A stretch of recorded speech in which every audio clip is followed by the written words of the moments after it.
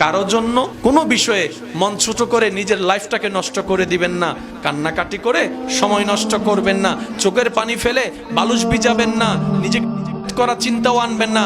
মনে রাখবেন আল্লাহ তাআলা হায়াত আপনাকে দিয়েছেন, জীবনটা আপনার, সকালটা আপনার, বিকালটা আপনার, রাতটা আপনার, সবকিছু আপনার।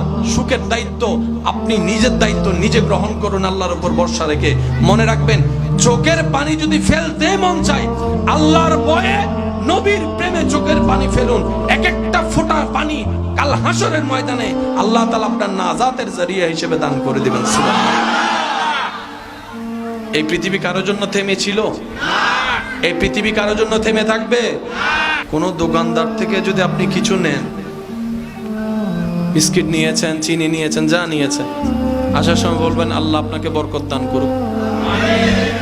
এই আপনার এই বলাটা তার জন্য দোয়া হবে। উনি যখন দোয়াটা শুনবে অটোমেটিক তার মনে আপনার প্রতি একটা ভালোবাসা, শ্রদ্ধা সৃষ্টি হবে। এত কাস্টমার পাইছি, কাস্টমার তো জীবনে পাই নাই যে আমার জন্য দোয়া করছে, আমার বরকতের জন্য দোয়া করছে। এই বরকতের দোয়াটা শুনে ওনার দিল খুশি হবে। বান্দার দিল খুশি হওয়ার সাথে সাথে ওই বান্দার আল্লাহর রহমতের দরবারে খবর চলে যাবে। সুবহানাল্লাহ। এবার আল্লাহর রহমতের দরবারে ফেরেশতা বলবে আল্লাহ তোমার অমুক বান্দা অমুক বান্দার দিলকে খুশি করেছে। রব বলে যে কি বলে খুশি করলো? তখন ফেরেশতা বলে আল্লাহ তোমার ওই বান্দা ওই দোকানদারকে বলেছে, নিজের টাকা দিয়ে জিনিস নেওয়ার পরও বলছে আল্লাহ তোমার ব্যবসায় বরকত দান করুক, আল্লাহ তোমার ব্যবসার তরক্কি দান করুক। রব বলে যে আমার বান্দার ভালো চেয়েছে, অন্তর খুশি করেছে, এই দোয়াটা আমি তাকেও দিব যার জন্য দোয়া করেছে। যে দোয়া করেছে তাকে আমি ডবল ফেরত দিব। আপনার স্বাস্থ্য ভাইয়ের ছেলে, জাত্য ভাইয়ের ছেলে পাস করছে, বিদেশ গেছে, গোল্ডেন এ প্লাস পাইছে, আপনি শুনছেন, সাথে সাথে বলবেন আলহামদুলিল্লাহ। তাহলে আল্লাহ তাআলা সেটা ঘুরে আপনার এখানে নিয়ে আসবে। কেউ ব্যবসায় ভালো করেছে, বিদেশ গিয়েছে, কোন একটা শুভ সংবাদ, কারো কল্যাণ শুনেছেন, ওই শোনার পরে আমাদের ভিতরে শয়তান হিংসা এনে দেয়। অনেকে তো এমন আছে হিংসায় বশীভূত হয়ে, অহংকারে বশীভূত হয়ে বিভিন্ন কাজ করে মানুষের ক্ষতি করার চেষ্টা করে, মানুষের নষ্টামি করার চেষ্টা করে। মনে রাখবেন এই সমস্ত মানুষ ঈমান নিয়ে মরতে পারবে। তখন আপনি সেটাকে রুখে দিবেন কিভাবে? শোনার সাথে সাথে মুখে হাসি নিয়ে বলবেন পাস করছে আলহামদুলিল্লাহ। এমন ভাবে আলহামদুলিল্লাহ বলবেন যেন নিজের ছেলে পাস করছে, নিজের মেয়ে পাস করছে। আপনার ঘরের মেয়ের বিয়ে হচ্ছে না, অমুকের ঘরের কম বয়সী মেয়ে বিয়ে হয়েছে, আপনাকে দাওয়াত দিতে আসছে, আপনি দাওয়াত দিতে আসা তাদেরকে আগে জড়ায় ধরবেন। ও বোন অনেক খুশি হয়েছি, তোর মায়ের যে বিয়ে ঠিক হয়েছে, অনেক খুশি হয়েছি। আরে মানুষের কথা শুনিস না, তকদির যেখানে আছে সেখানেই যাবে, তোর জায়গা তুই চেষ্টা কর, আমি তোর পাশে আছি। আপনি এগুলা করতে থাকবেন, আপনার রব দেখতে থাকবে, আপনার রব দেখতে থাকবে। সুবহানাল্লাহ। আপনার রব দেখে যদি আপনার করা দেখে খুশি হয়, ওই রব আপনার সেই ঘরের মধ্যে শান্তির ব্যবস্থা করে দিবে। এবার আওয়াজ দিয়ে বলেন ইসলামের মধ্যে সমস্ত রাস্তা আছে না নাই?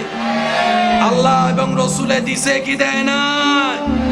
নিতে জানি নাই, দোষ কাদের?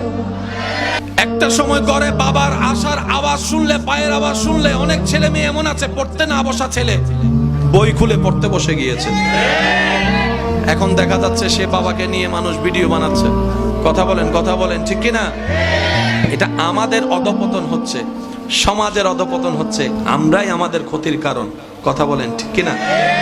ইমানদার ভাই একটু খেয়াল করবেন, স্বামী স্ত্রীকে নিয়ন্ত্রণ করবে কোরআন সুন্নাহ মোতাবেক, স্ত্রীও সেই নিয়ন্ত্রণকে সম্মান করবে কোরআন সুন্নাহ মোতাবেক। আল্লাহু আকবার। আচ্ছা, আপনারা যদি কখনো দেখেন বোরকা পরে দাড়ি রেখে বৃদ্ধ বয়সে এমন কাজ করছে যেটা ওনার বয়সের সাথে, কাজের সাথে, পোশাকের সাথে মানাচ্ছে না, ইসলামের সাথে সম্পৃক্ত নয়, মনে রাখবেন উনি যে দাড়িটা রেখেছেন, উনি যে পোশাকটা পরেছেন, এগুলা হচ্ছে সব সময়ের সাথে কিংবা পছন্দ করে ইচ্ছা করে ফ্যাশন আকারে করেছেন। যেদিন তাকওয়ার সাথে রবের সন্তুষ্টির জন্য নবী মুস্তাফার মোহাব্বত নিয়ে বোরকা পরা শুরু করবে, আপনার জীবনে গবেষণা করে দেখেন আপনার এলাকায় এমনও কিছু দাদাই নানি আছে, ওনারা করে আছে, আশেপাশের মানুষ পর্যন্ত দেখে নাই।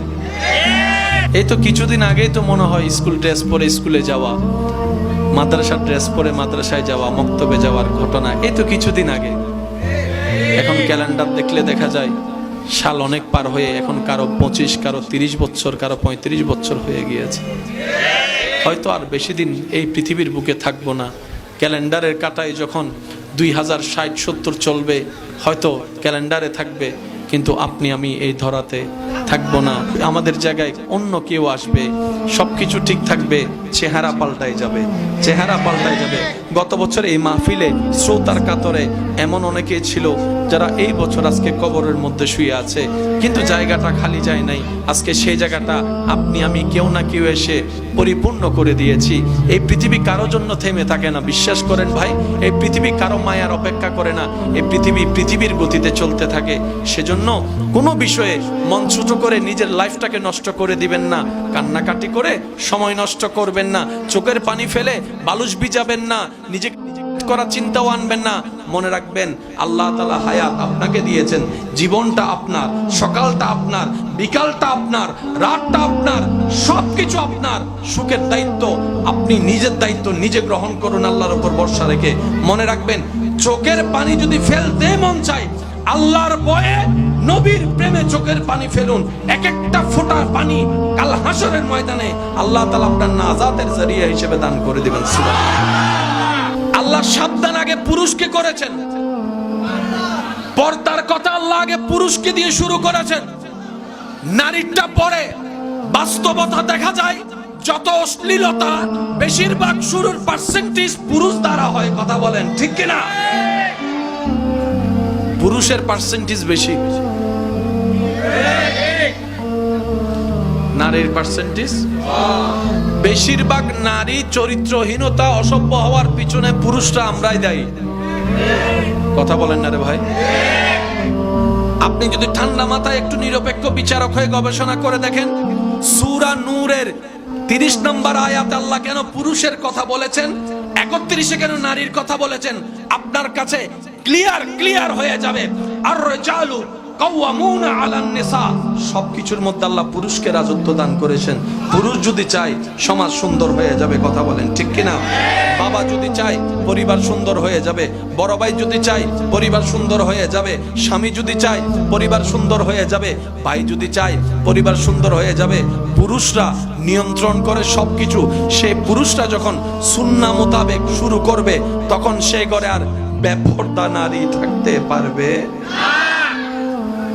আমি কি বুঝাতে পারছি কথা? সেজন্য আল্লাহ তাআলা 30 আয়াতে বলেছেন পুরুষের কথা, 31-এ বলেছেন নারীরও পর্দার দরকার আছে, এর চাইতে বড় দরকার পুরুষের। কোনোটাই বাদ দেওয়া যাবে না। একটু আওয়াজ দিয়ে বলেন, কোনোটাই বাদ দেওয়া যাবে না। একটা হচ্ছে তাকওয়ার পর্দা। অনেক সময় আপনারা দেখবেন, দেখে আপনারা অনেক সময় হতভম্ব হয়ে যান যে এক সময় মানুষ বেপর্দা মহিলারা, মা বোনেরা থাকতো, বোরকা পরতো না। আমাদের চোখে তো বোরকা মানেই পর্দা,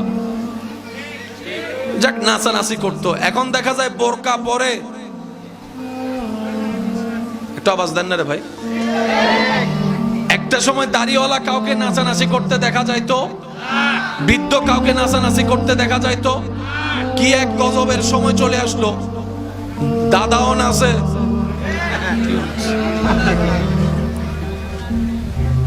একটা সময় ঘরে বাবার আসার আওয়াজ শুনলে, পায়ের আওয়াজ শুনলে, অনেক ছেলে মেয়ে এমন আছে পড়তে না বসা ছেলে বই খুলে পড়তে বসে গিয়েছে। এখন দেখা যাচ্ছে সে বাবাকে নিয়ে মানুষ ভিডিও বানাচ্ছে। কথা বলেন ঠিক কিনা? এটা আমাদের অধপতন হচ্ছে, সমাজের অধপতন হচ্ছে। আমরাই আমাদের ক্ষতির কারণ। কথা বলেন ঠিক কিনা? ইমানদার ভাই একটু খেয়াল করবেন।